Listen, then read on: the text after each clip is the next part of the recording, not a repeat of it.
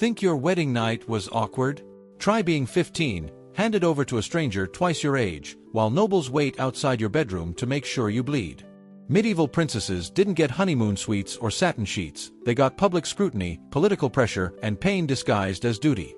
And if they didn't get pregnant fast enough, they could be exiled, replaced, or worse. In this video, we uncover the brutal truth behind royal marriages and the terrifying expectations placed on young noblewomen. One slip and everything could collapse. The crown wasn't just a symbol, it was a sentence. In the world of medieval royalty, a princess's wedding night wasn't a celebration of love or the beginning of a fairy tale. It was a transaction, a political ritual soaked in anxiety, and in many cases, silent fear. Far from the warm glow of romance, that first night marked the collision of personal innocence with dynastic obligation. The bedchamber became a courtroom, her body the evidence, and the stakes were nothing less than the future of kingdoms. Modern couples might post selfies from honeymoon suites in Santorini. For a royal bride in the 12th or 13th century, the only audience was often a priest, a noble, or a chambermaid, standing just outside or even inside the bridal chamber, listening for sounds of consummation. In some traditions, like the French public bedding ceremony, the newlyweds were literally tucked into bed in front of witnesses. In royal circles, the presence of a blood-stained sheet wasn't just proof of virginity, it was political currency. When Margaret of Scotland married King Eric II of Norway in 1281, she was barely 15.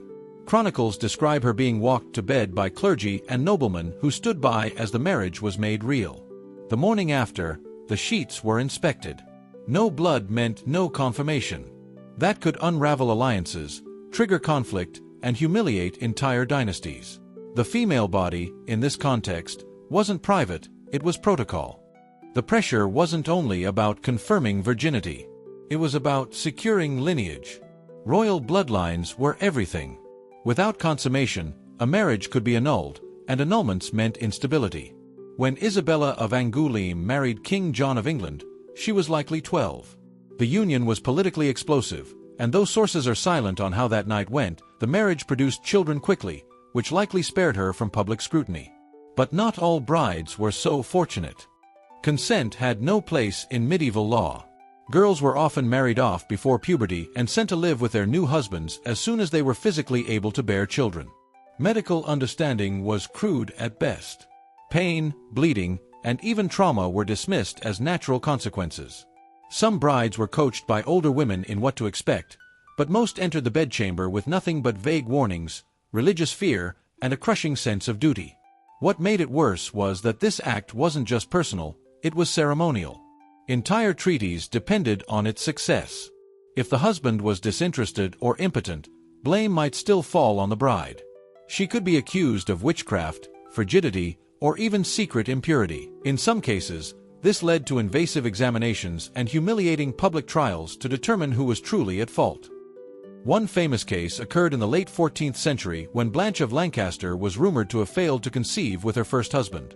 Though she later gave birth to the future King Henry IV with her second, the gossip never fully disappeared. Fertility wasn't just a private concern, it was a public expectation, with failure seen as personal and political betrayal. To make matters even more cruel, many of these young princesses had never even met their husbands before the wedding.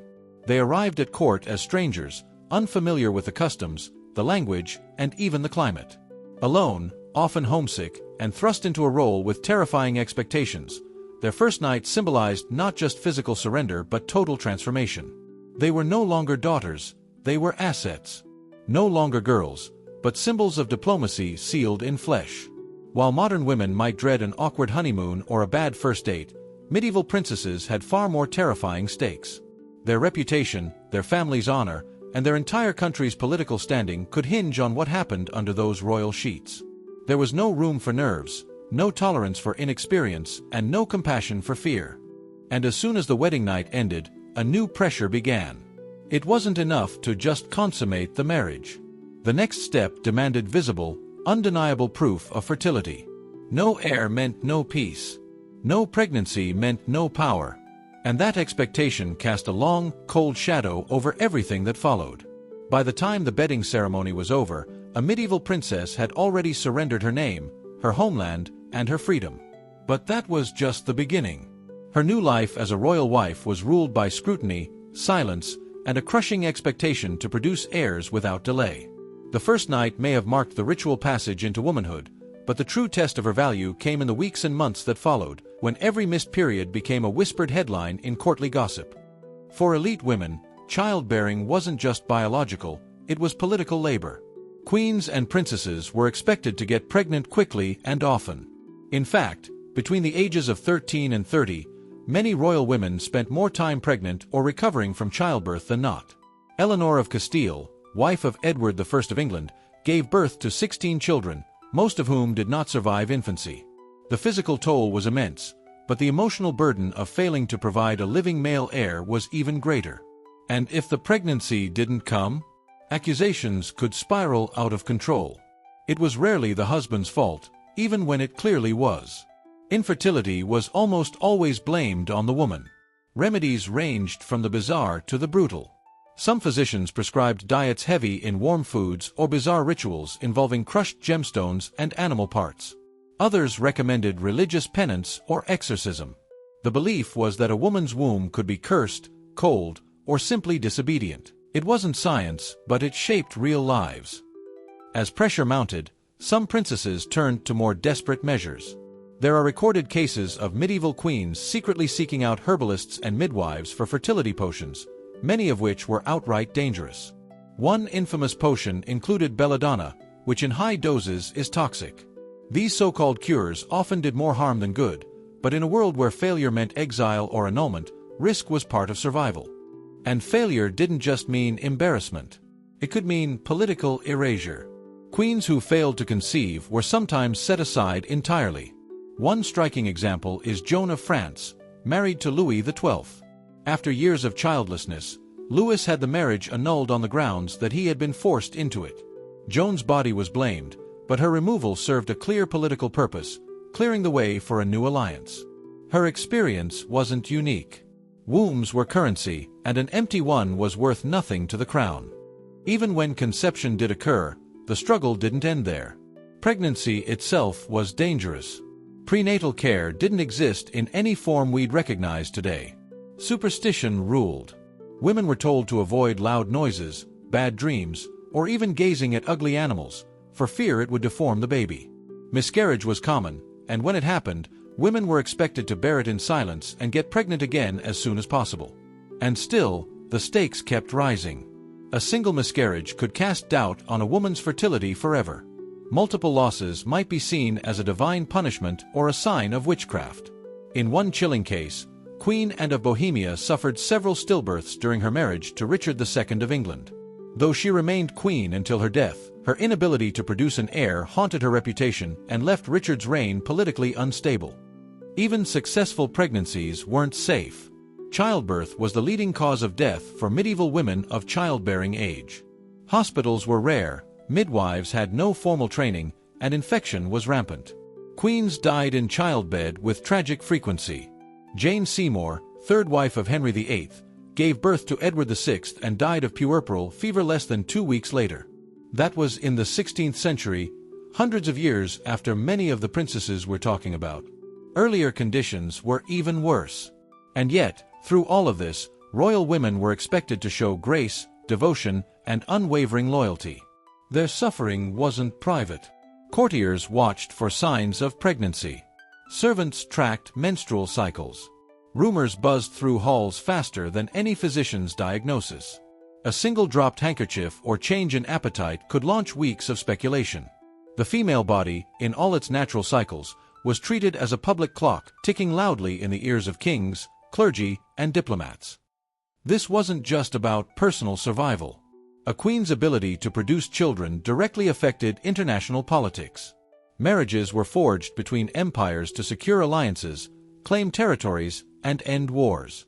But those promises were only as solid as the heirs that followed. Without a child, particularly a male one, treaties could unravel. Entire succession lines could fall into crisis. The Wars of the Roses in England were fueled in part by questions of legitimacy and inheritance, issues that often traced back to the bedroom and the birthing chamber. It's hard to overstate how much pressure these women endured. Their bodies were monuments to dynastic ambition. Their pregnancies were public projects. And their pain, both physical and emotional, was either hidden behind veils of ceremony or dismissed entirely. There was no privacy, no autonomy, and no pause. One birth followed another until the queen either produced enough heirs to be considered secure or died trying. And what happened when a princess, having survived the terror of the wedding night and the demands of early pregnancy, finally bore a child? That, too, wasn't the end of her ordeal. It was only another beginning.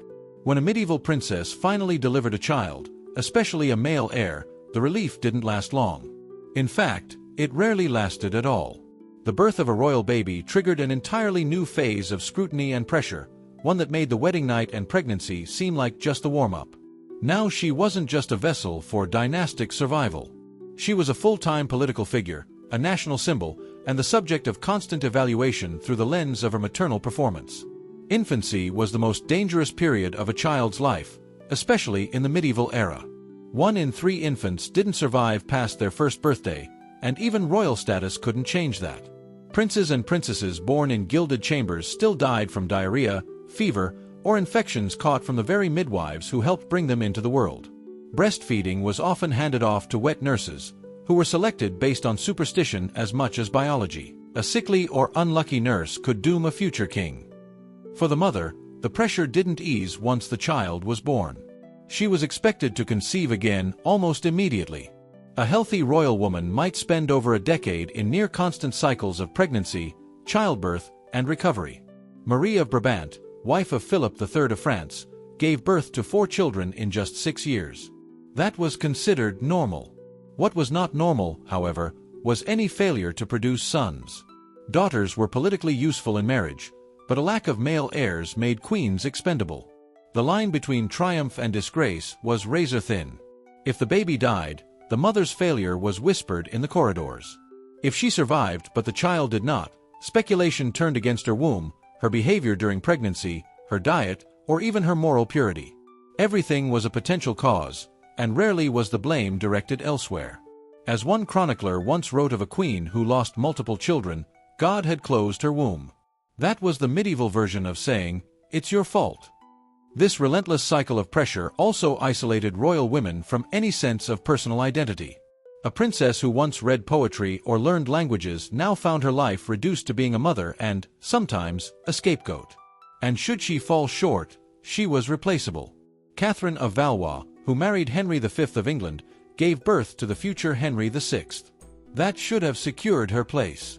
But after Henry V's death, she was forced into retirement from court life, forbidden to remarry without council permission, and treated as a liability rather than the mother of a king. Even queens who were politically astute and beloved could not escape this fate. Anne of Brittany, twice Queen of France, suffered repeated pregnancies and lost multiple children, including a son who died just weeks before being crowned co-king. Despite her power and popularity, her failures in childbirth haunted her court legacy. No matter how strong her alliances, her value in the eyes of the crown rose and fell with each successful or failed delivery. It's easy today to look at royal mothers as symbols of elegance and power, with crowns, carriages, and portraits. But in the Middle Ages, the crown was a burden that pressed hardest on the body. The royal nursery wasn't a place of warmth and lullabies. It was a battlefield, where survival of the child and the mother depended on luck, superstition, and constant surveillance. And even when a princess managed to raise living children, she often had little say in their lives. Royal offspring were groomed for statecraft, removed to separate households, and sometimes used as bargaining chips before they were even out of the cradle. Motherhood didn't just strip medieval princesses of physical autonomy. It also dismantled their emotional bonds. They were often denied the chance to raise their own children. In some courts, especially in France and England, royal children were assigned to tutors, chaplains, and noble caretakers almost immediately. Mothers were allowed to visit, but rarely given real influence. Their sons became heirs to be molded. Their daughters became assets to be groomed. The woman who gave birth to them. She was just the beginning of their royal story, not the author. This detachment didn't mean that mothers didn't grieve. But grief was a private thing, and public expectations demanded composure. When Blanche of Castile lost one of her children, she reportedly mourned in silence while continuing to manage state affairs as regent. Her pain, like that of many queens, had to be quiet, dignified, and politically irrelevant. Any sign of weakness could be seized upon by rivals as evidence of instability. And when the worst happened and a queen died in childbirth, the cycle continued without pause. Another princess would be sent to take her place. Another young girl would be groomed, married, and expected to carry the same weight. The system didn't break. It replaced. The names changed. The beds changed. But the burden remained the same. What's astonishing is how invisible this entire cycle has become in popular memory. We remember kings, battles, and treaties, but we forget the relentless churn of royal motherhood that made it all possible. Behind every crowned head was a girl who once feared her wedding night, endured endless pregnancies, and watched her own children be taken from her care. And all of this, mind you, was considered success. The nightmare was when things went wrong. And when they did, the consequences were often swift, brutal, and irreversible. Failure in the medieval royal world didn't always come with screaming, exile, or bloodshed. Sometimes it arrived as silence, a cold dismissal, a slow erasure from court life. For princesses who failed to produce heirs, who lost favor with their husbands, or who simply aged out of usefulness, the consequences could be devastating. These weren't dramatic downfalls that made the history books. They were quiet, methodical disappearances from relevance. And that might have been the cruelest punishment of all. Once a royal woman failed in her reproductive duties, her presence at court often became a liability. No longer the glowing symbol of dynastic hope, she became a reminder of political failure. Some were sent to remote estates under the guise of rest. Others were forced into convents, which functioned less as spiritual retreats and more like elegant prisons. There, they were stripped of influence, titles, and sometimes even their children. Royal blood couldn't shield them. It only defined how far they could fall. One of the most chilling examples of this slow sidelining was Berengaria of Navarre, wife of Richard the Lionheart. She outlived him by over 30 years but was largely forgotten by the English court. After failing to produce an heir, she was quietly pushed out of the political sphere. Despite being the queen of one of England's most legendary kings, her later life was marked by isolation, legal battles over her pension, and bitter silence from the royal family. And then there were those who did produce children but still couldn't escape tragedy. Margaret of Anjou, wife of Henry VI, gave birth to one son, Edward of Westminster. Her fierce efforts to secure his inheritance led her into the heart of the Wars of the Roses. She led armies, negotiated alliances, and fought for her son's future with terrifying resolve. But in the end, Edward was killed in battle, Henry was murdered, and Margaret was taken prisoner. Her role as mother, queen, and warrior ended in total collapse. All her sacrifices led to nothing. When the stakes were this high, even minor missteps could spiral. Rumors, innuendos, or political tides could shift perception overnight. A princess seen as too ambitious, too cold, or too foreign could be painted as a threat. In some cases, queens were accused of treason or adultery simply to justify their removal. The trial and execution of Anne Boleyn centuries later may seem sensational, but medieval precedents for royal scapegoating were already well established. Even physical appearance became a factor. A princess who didn't fit the contemporary ideal of beauty might find her marriage deteriorating for reasons she could never control. Chroniclers often noted when queens were plain, pale, or aging. These descriptions weren't just observations. They were warnings, subtle cues that her time was running out. Once she lost the favor of the king, no amount of piety, intelligence, or loyalty could save her. In many courts, princesses lived with the constant threat of replacement. A younger bride. A politically convenient match. A noblewoman who caught the king's eye. For the royal wife, every day was an audition. Even producing heirs couldn't guarantee lasting power. Isabella of France, wife of Edward II, gave birth to the future Edward III.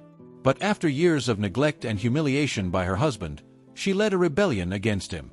Her victory was brief. She was eventually imprisoned by her own son, reduced to a ceremonial role until her death. And yet, despite all of this, the system persisted. These stories weren't anomalies. They were patterns. Generations of women raised under rigid expectations, given over as tokens of alliance, and judged by standards that no one could survive unscathed. The pain of childbirth, the fear of rejection, the weight of political scrutiny, none of it was hidden. It was known.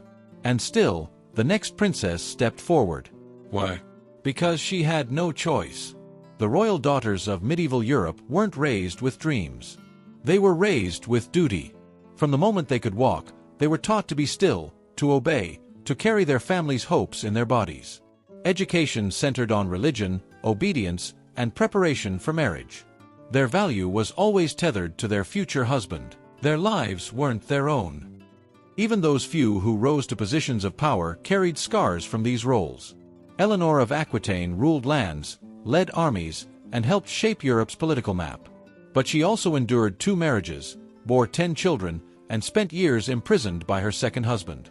Her legacy is celebrated, but her personal cost is often overlooked. It's easy to admire the rare queens who broke the mold, but they were the exception. For most medieval princesses, the arc was the same. From betrothal to wedding bed to birthing chamber to political limbo. Their voices are largely silent in the historical record, not because they had nothing to say, but because no one wrote it down. And still, we know what they endured. Not from ballads or legends, but from the margins of chronicles, from the sudden gaps in genealogies, from the quiet shifts in court records. When a name disappears, when a title changes hands, when a queen is suddenly no longer present, we can read between the lines. What follows isn't a redemption story. It's a reckoning. Because even after surviving the horrors of marriage, childbirth, loss, and rejection, a medieval princess's journey wasn't over.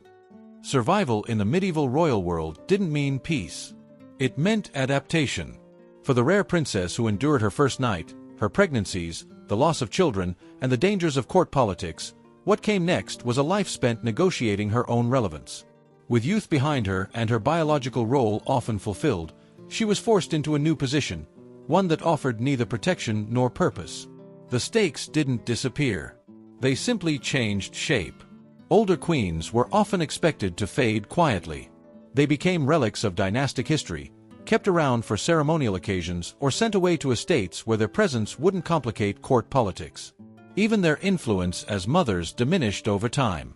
Sons, once nurtured and protected, became kings with their own advisors. Daughters married off to foreign courts rarely saw their mothers again. The royal matron became a figure of grace and obedience. Her opinions were tolerated, not sought.